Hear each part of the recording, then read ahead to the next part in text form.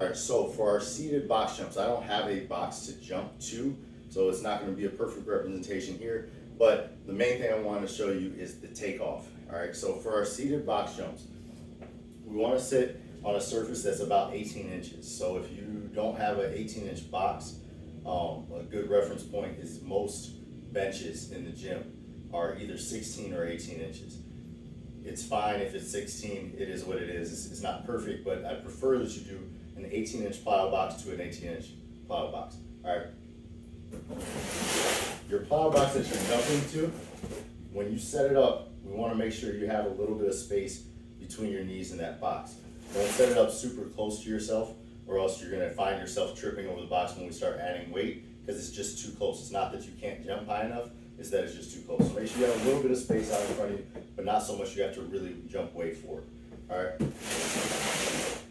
So what we want to do with this exercise is we're working on producing a lot of force and being really explosive from a standstill. So think of it as your first step. All right. So all we're going to do is try to take your hands out of it as much as you can when you're not using weight. When you are using weight, we're going to do a goblet hold like we talked about. All right. I want you to shift your weight back, so rock back enough that your feet come just a tiny bit off the ground.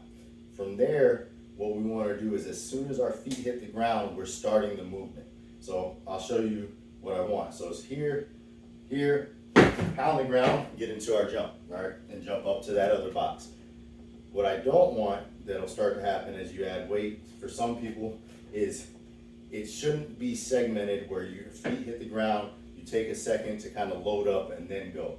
So what some people do is here and then jump. So they'll kind of come off the box, load, and then jump. We don't want that. I want you coming from dead stop, feet hit the ground, we're right in the air. All right.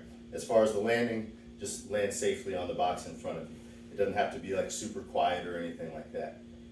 For this exercise, basically the height is going to stay the same for probably like the next 6 weeks or so, I would say. And we want to just continually kind of inch up in weight. So if you complete the set successfully and you don't feel like it was unsafe, then add another 5 pounds each time that we come back. And then you'll kind of restart on the second week, you'll back off, and we'll build up to where we're 5 pounds heavier than what we were last week, and so on and so forth.